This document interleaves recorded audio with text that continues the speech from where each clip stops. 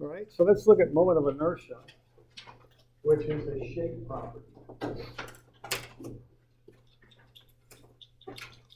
All right, so what moment of inertia is, it gives us an indication of how well the shape resists bending. Now, I want to point out that there are two different types of moment of inertia.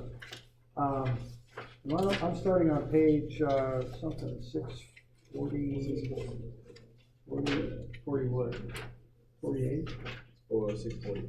640 flat, okay, 640, okay. So 640. So let's look at a real simple stuff on a beam.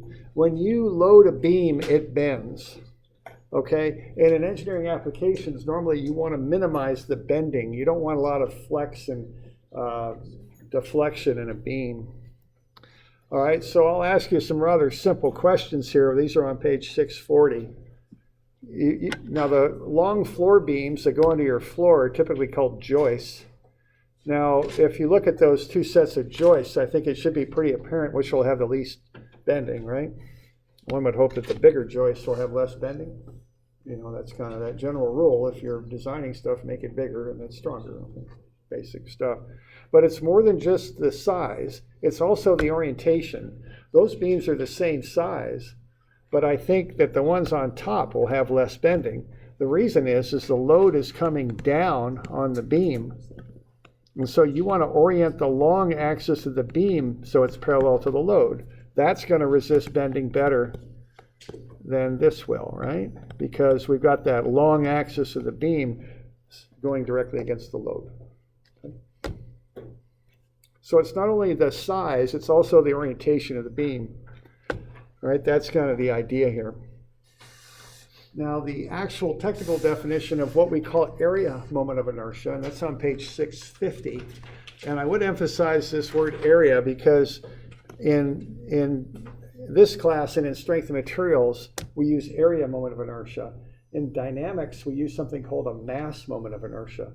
They're related, but they're different things. I don't know if you've gotten to mass moment of inertia in physics yet or not. Probably not, but just keep that in mind down the road because they're related, but they're not quite the same thing, okay? So the definition of this term is the integral of the distance from some axis. So it's calculated about an axis squared times the area. That's the basic definition. So to calculate a moment of inertia, you break a shape up into a bunch of small pieces, find the area of the piece and the distance it is from a given axis, and square the distance, and then add up all those little dAs times their y squareds in the case of Ix, okay? So if you look at that definition, you'll see something that kind of mirrors what we were just talking about. The two factors that create a large moment of inertia are area, but also the distance that the area is placed from a given axis.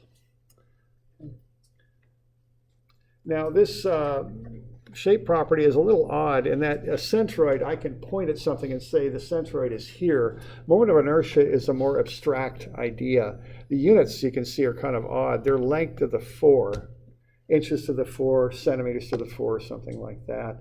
So it is a little different. It's not quite as easily seen as a centroid. Now, when a beam bends, it bends around what's called its neutral axis. Okay, the neutral axis is found on the centroid of the beam cross-section, even though the neutral axis runs the length of the beam. And I don't know if I have a nice picture of this for you or not in your book. All right, so this is called the neutral axis. It's the axis that isn't in tension or compression, so it's called the neutral axis. It runs the length of the beam. All right.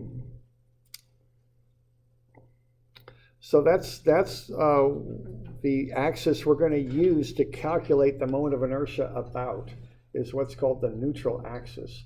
You find it on the beam cross-section. You kind of apply it, though, along the length of the beam, because if you take that beam and bend it, what's going to happen to it is it's going to do something like that, okay? So what I have there, that's something called a phone book, which they used to use back in the day, okay? And they had the yellow pages and the white pages close enough that almost gets us to this neutral axis. It looks like we got a few more yellow pages than we got white pages, unfortunately, but there's the neutral axis, okay? So if you look at that beam, above. Now, if we look at that, look at the binding on the left. That's what happens with a beam. It's not allowed to just deform in the way it wants to. On the right, we have those sheets of paper, which we could think of as being sheets of atoms in a beam that are allowed to deform as they wish.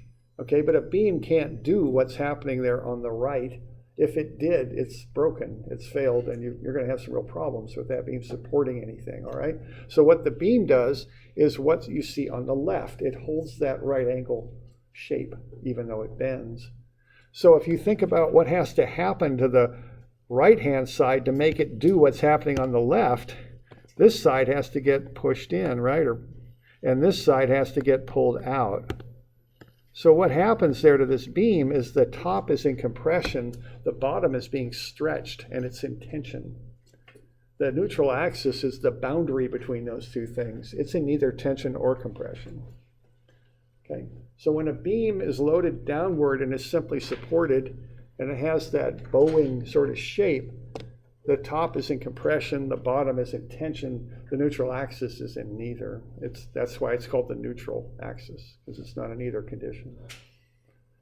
Okay, and if you're taking strengths here sometime this year, which I imagine a lot of you are, we'll get into this in a lot more detail, but this is the basics of beam design. You want to calculate up the tension and compression in the beam so you can design it to withstand those things, so it can resist them and not fail. Okay. So what we want to do is to design beams that don't have a lot of tension and compression in them. We want to design them so they're strong, okay? All right. Now, the moment of inertia is the tendency of the beam shape. It has nothing to do with the material, but it has to do with the shape.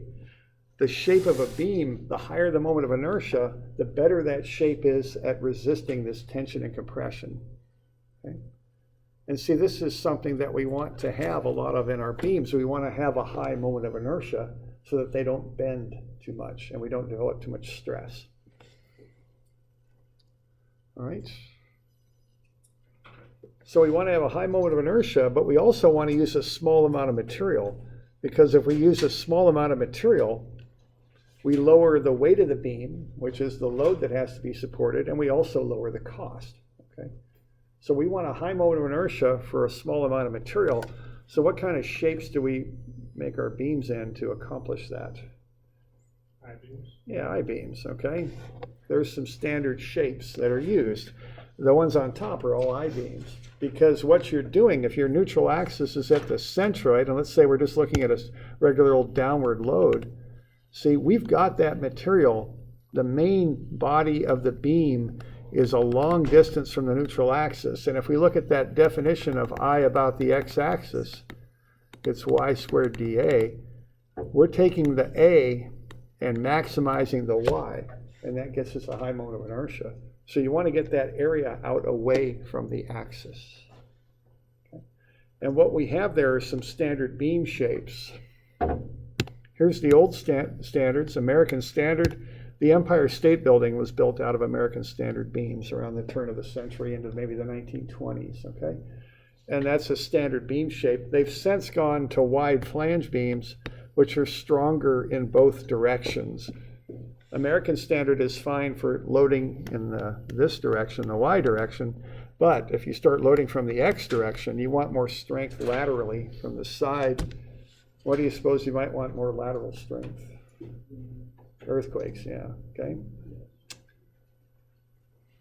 All right, there's also miscellaneous beams. These are all beam categories. There's also something called heavy pile, which is used like for bridge foundations and stuff. You ever hear them driving pile? They're on a bridge site. They'll be just smashing on those things with a big heavy weight, driving it into the ground. That's one way to create a foundation for a bridge or something like that. Okay, there's other shapes that are used too. There's T's, which are half of a beam cut in half. Channels are cut the long way. They're still T-beams, just cut in half. They also use pipe for columns sometimes. A lot of times they'll fill them with concrete because it's cheap and it stiffens them up a lot. And they use tubes as well, okay? So those are some of the standard shapes. You'll notice that they all have high moments of inertia about a central axis, okay? they're putting that material out away from the axis. Okay. Here's some I columns and beams right there. Maybe a little hard to see, but there's the I shape right there. This stuff here, they used to make houses out of 2x, but they don't anymore. They put those floor joists. They use this TJI stuff. That's an I-beam, see? And they got this cheaper web here to tie in the solid wood flanges together. A lot cheaper and lighter, easier to handle. Very deep, you know, an I-beam this shape would cost a fair amount of money, right? This size, I guess I should say. But it's cheaper, and these are used on houses these days. It's TGI, it's an I-beam. Our construction on campus is like that. That's a double T-beam is what that is. You'll notice they're stiffening up this building for earthquake, and they're using some C-channel. They're going to, I think, make that into a tube eventually is what they're going to do. Here's a column that is a tube. You could fill those with concrete for extra strength. So these are just some of the shapes you might see around you when you look at structures. Okay with that? All right, I-beams, standard callouts. There is a standard callout. You call out the shape with a letter. You call out the nominal depth next, and then the weight per foot. So this beam might be called out as W for a wide flange beam. So a W, 36 means it's about 36 inches deep. Maybe not exactly, but in that range. So you can categorize it as a roughly 36-inch deep beam. 300 means it weighs 300 pounds per foot.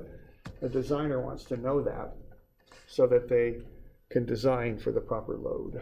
Okay, so that's a standard call out on a beam. I think I've got a homework problem where I ask you something like that. That's just, we try and slip in a little bit of practical information when we can into this class.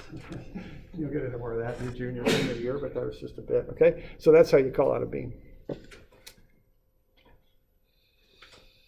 All right. Well, let's look at how we would calculate this stuff. Now, so we good? I'm on page 616. So let's calculate up the moment of inertia of a rectangle about its own centroidal axis. Why don't we see if we can't do that? All right, so we're going to write up an integral. So when I think of integrals, I think of writing up a computer program. And what I'm going to do here is I'm going to measure up a distance y. I'm going to find the area at a distance y high. And what that area is going to be is the base of that rectangle times the thickness that I choose for my little elements here that I'm going to use, which would be dy. I'll start running my computer program at a distance of h over 2 below my axis. So that'll be minus h over 2. And I'll end running it when I get to positive h over 2. So there's the basic information I'm going to put into figuring up this moment of inertia. The definition of this for I sub x is y squared dA integrated over a given set of limits. Okay. So there you go. Then I just plug that into the basic definition, y squared dA. So I've got my limits, minus h over 2 and positive h over 2. I've got y squared. That's just the distance I'm measuring to get to these little elements, squared, y, okay? And then the dA is the base times dy. Okay? I can pull the b out, and I'm left with the integral of y squared dy. And then I'll go ahead and just do all the mechanics of figuring that out. So what? The integral of y squared is y cubed over 3. And then I'm evaluating that from negative h over 2 to positive h over 2. I've still got that b that I pulled out. It's a constant, so I pulled it out of the integral. All right, so I pulled that 3 out, and I made that b over 3. And I'm going to take h over 2 cubed minus a negative h over 2 cubed. I'm plugging in my limits there. That turns into h cubed over 8 minus a negative h cubed over 8. And multiply that by b over 3.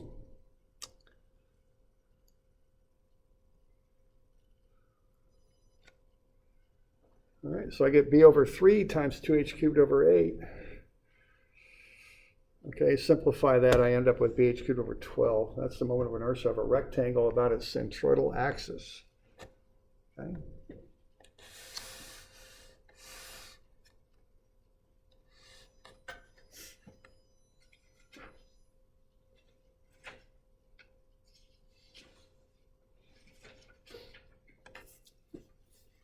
Okay, so that's how we come up with that moment of inertia of a rectangle.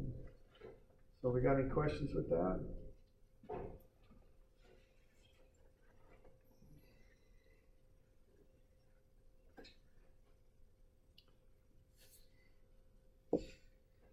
So that's probably the most basic shape because so much of the stuff we make is made out of rectangles. If you think of the I-beams, they're combinations of rectangles, tubes.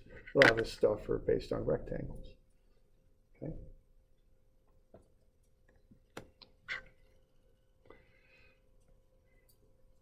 All right, so we start with that. Now we can figure out some other stuff too. I mean, where the axis is matters.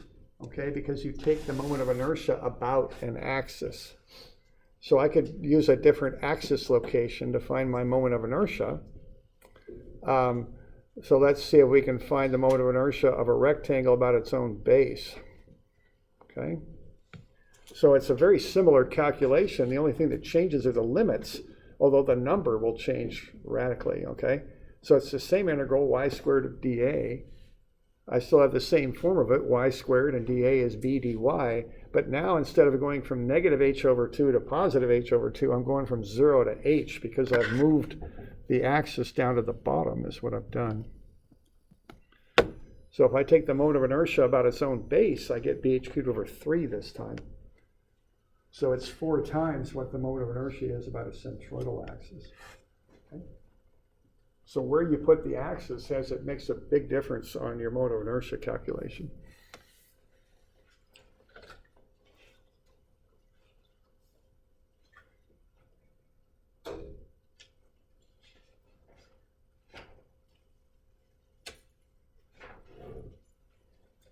So we good with that?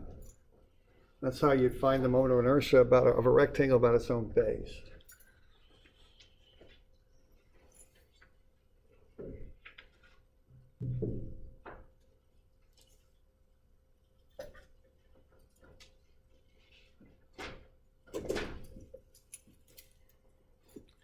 All right. So once we've got that, that's kind of a little bit of calculus there. I think we'll skip over 670 and 80. I think, and let's kind of get to, I'm sorry, 670 and 671 we'll skip, but let's go to 680 next, if that's all right. Okay, and what we have there is someone's done a lot of calculus for us already, and this is on the formula sheet on the right-hand side. There's the moment of inertia of a number of standard shapes that we might run into. Rectangle, triangle, circle, and quarter circle. And those are all about a centroidal axis, an axis through the centroid. All right. So that's right on your formula sheet whenever you need that. Okay.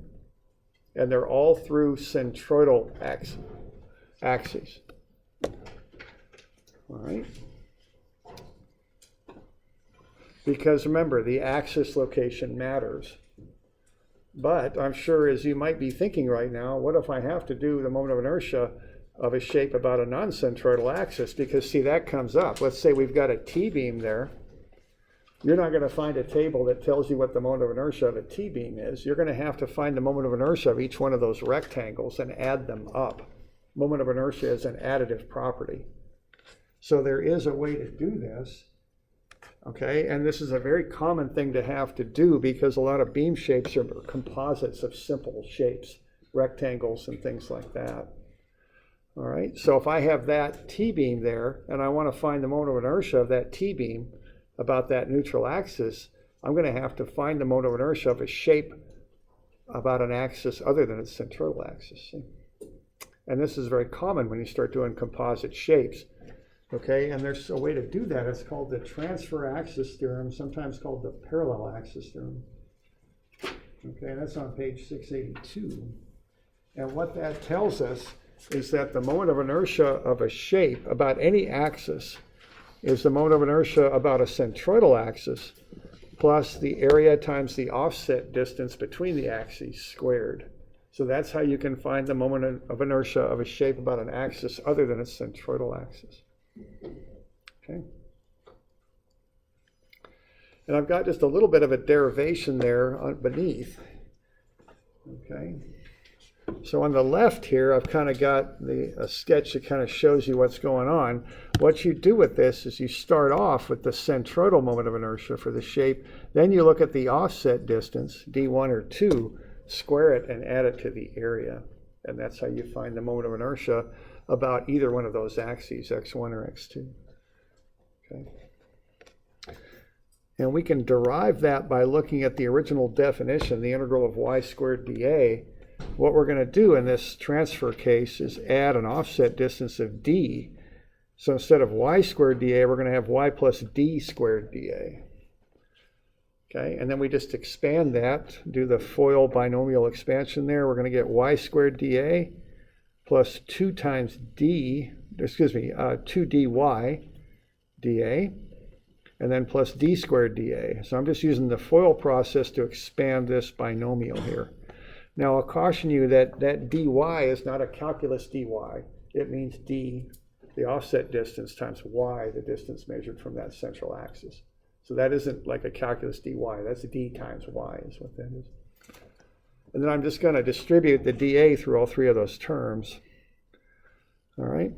So let's bring these down one at a time. I got y squared dA. That will just come down. That's just the centroidal moment of inertia. That's the basic moment of inertia definition.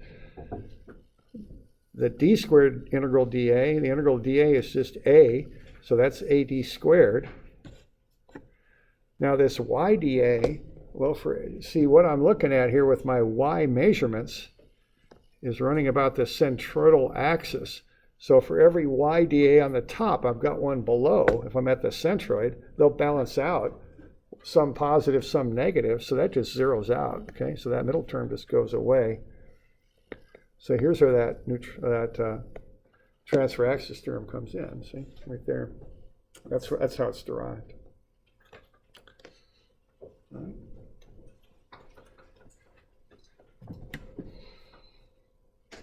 So that's a good formula. We use that quite a bit. So typically, a working engineer is going to use the information for the standard shapes and the transfer axis theorem as needed to find moments of inertia. Okay. So moving back to page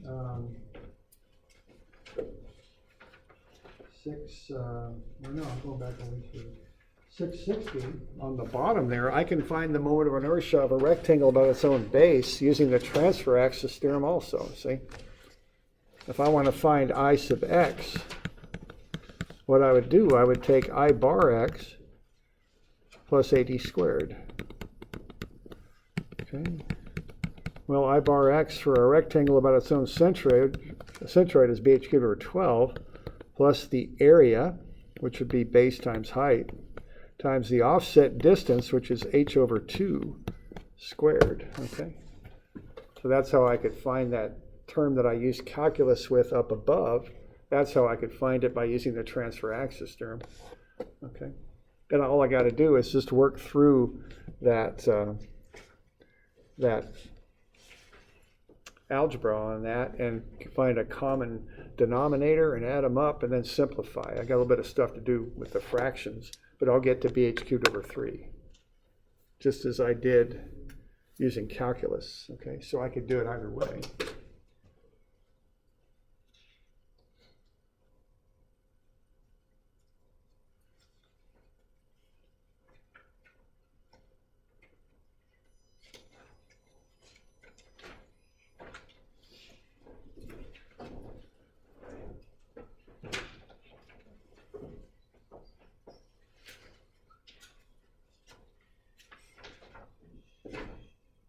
Are we doing all right with that?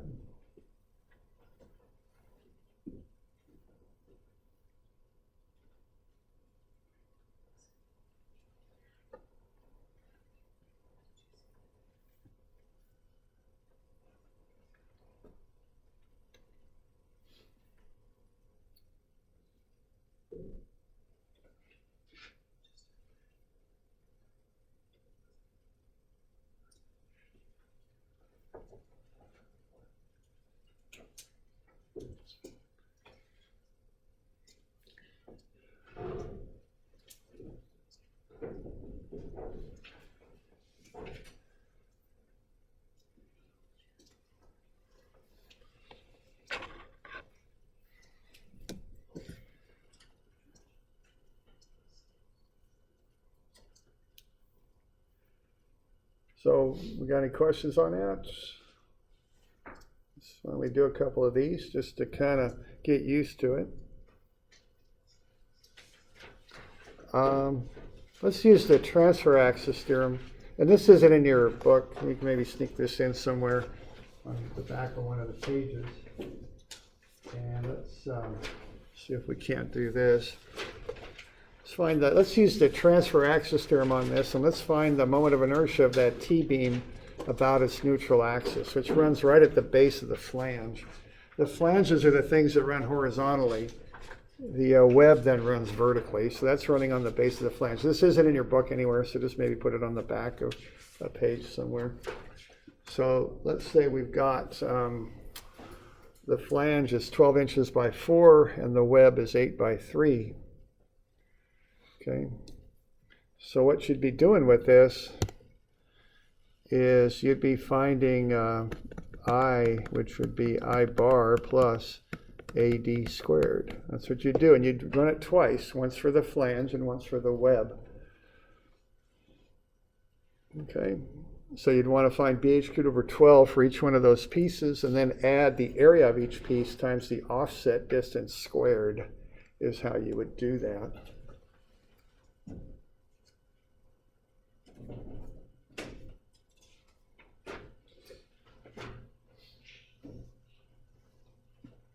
Okay.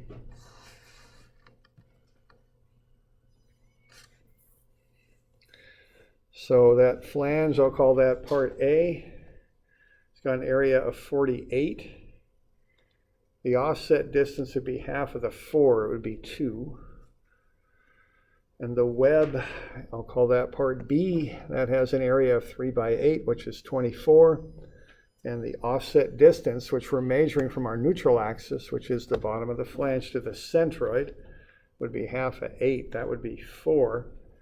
I could be a little bit more conscientious about my distances with direction, but I square them, so I don't need to worry about that. The sign on the distance squares out, so I can be a little sloppy with the sign on that.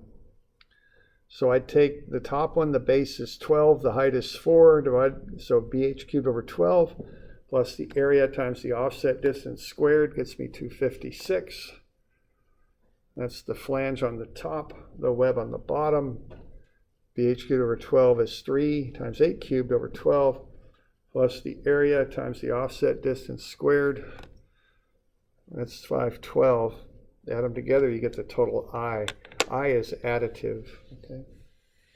Now, emphasize again, the fact that B is below the axis does not mean that its moment of inertia is negative, because that distance squares out. The sign on that will square out.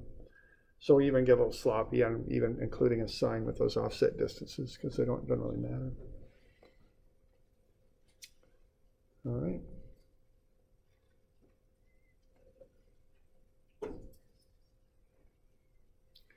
So that's how you would calculate moment of inertia.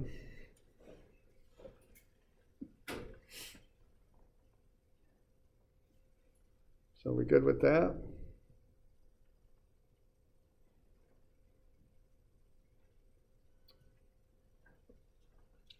Now this is a little bit like a centroid in that when I get into more complex ones, I want to build a table.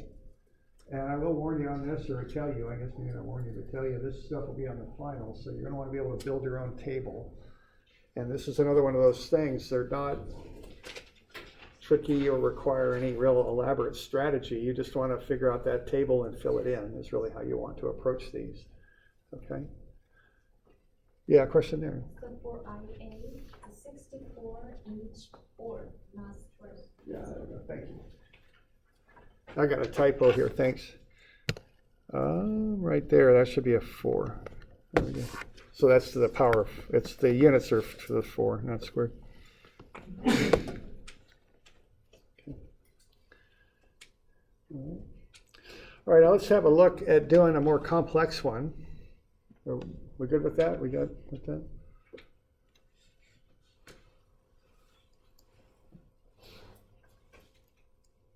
Okay. So I've got a more complicated one on 690. So I've got kind of a little rectangular beam with a trough on the top. And let's find IX and IY for this thing. So this is a lot like, at least in the methodology, I kind of approach it like I do a centroid problem. I'm going to want to find everything and then just plug it into a table is how I'm going to want to do it. So I'm going to start off by finding the areas here. Okay, so what I'm going to do, I'm going to break that shape up into a lower rectangle and an up and two upper triangles. The area of the triangles is 8, which is 2/3, or excuse me, the area of the triangles are 36. Okay, 1/2 times the base times the height. Okay, and the area of the rectangle down below, which I'm calling Roman numeral 3, is 24 by 15, 360.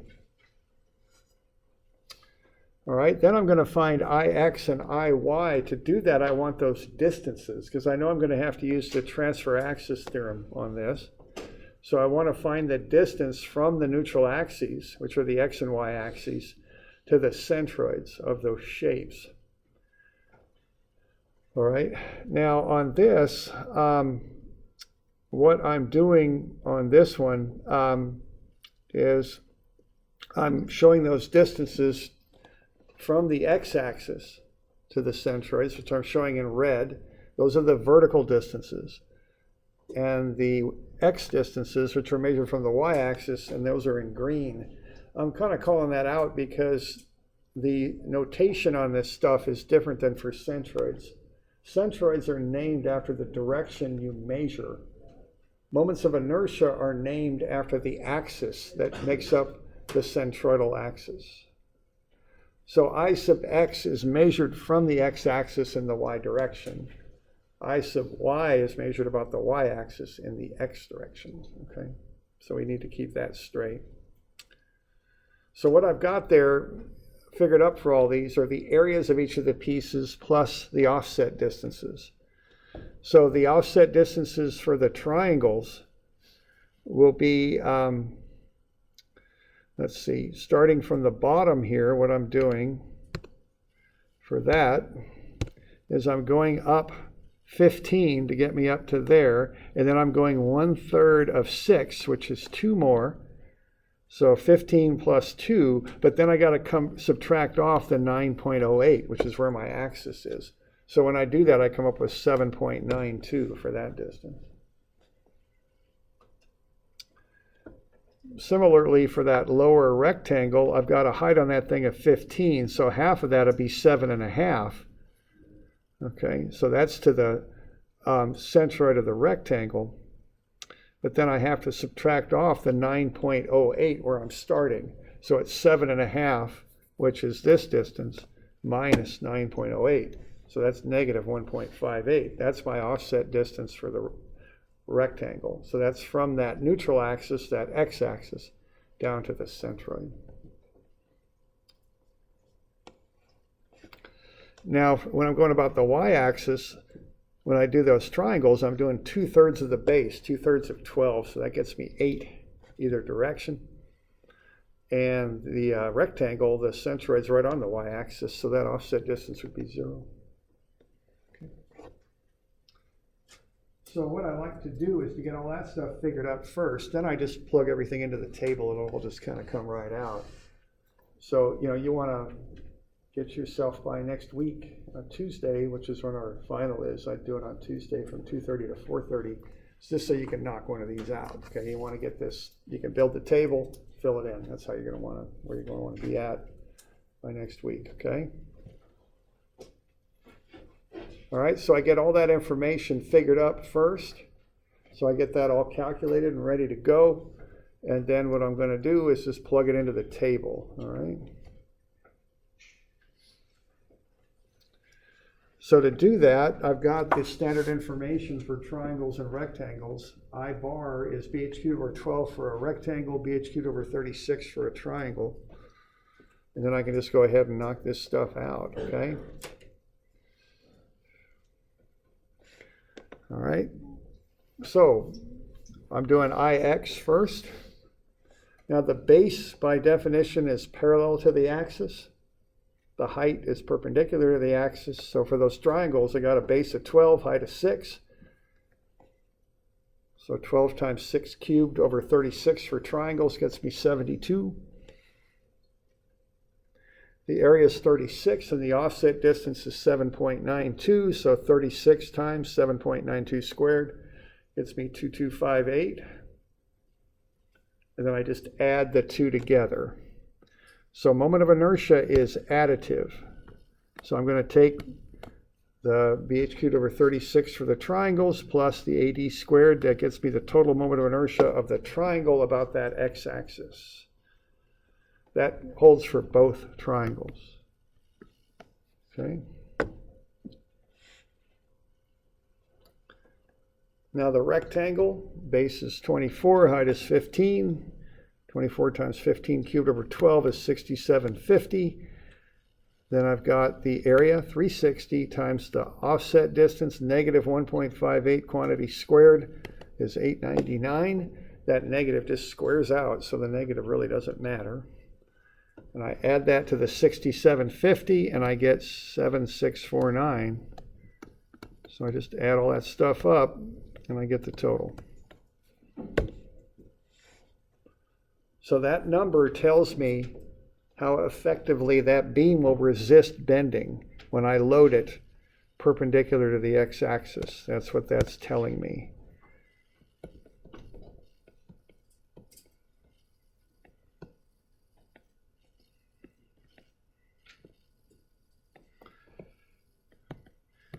So if I do something like that, this is giving me some indication of how well this beam will resist the bending. How much it'll resist the sagging that it will normally do when it's loaded down. Okay?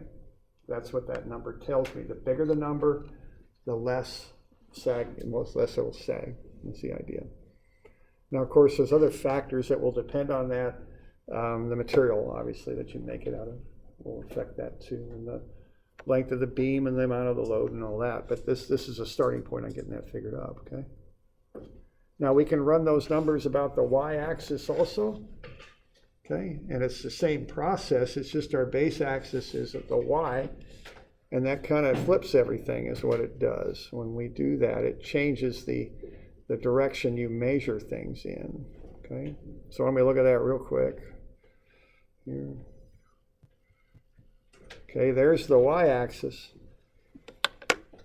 So instead of 12 times 6 cubed, or 6 times, oh boy, I've got some problems here. I get those 36 I'm dividing by. I very much suspect that's just a typo when those numbers work out. It's BH cubed over 36. So instead of 12 times 6 cubed over 36, when I go about the y-axis, it becomes 6 times 12 cubed over 36. See? The offset distance has changed now. They're measured from the y-axis in the x direction, but the process is the same. So the rectangle, instead of being 24 times 15 cubed over 12, becomes 15 times 24 cubed over 12. Okay? And there is no offset on the rectangle because its centroid is right on the y-axis. Okay?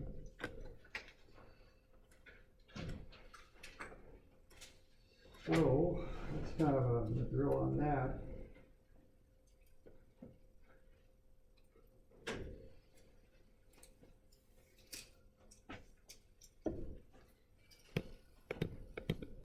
So I'll get you a couple of these due Wednesday.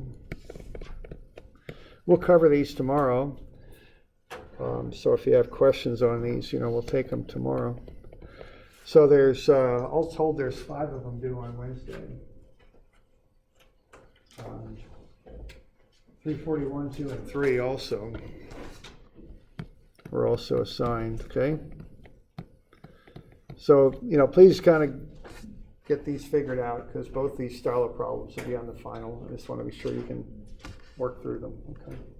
Should we be able to solve 341, 2, and 3 with the table? Yeah, it's just, those are centroid problems. Yeah. But it's, I use a table for that too. I just like to do it that way. Okay. Keeps everything straight, okay? All right, we good with that? Okay.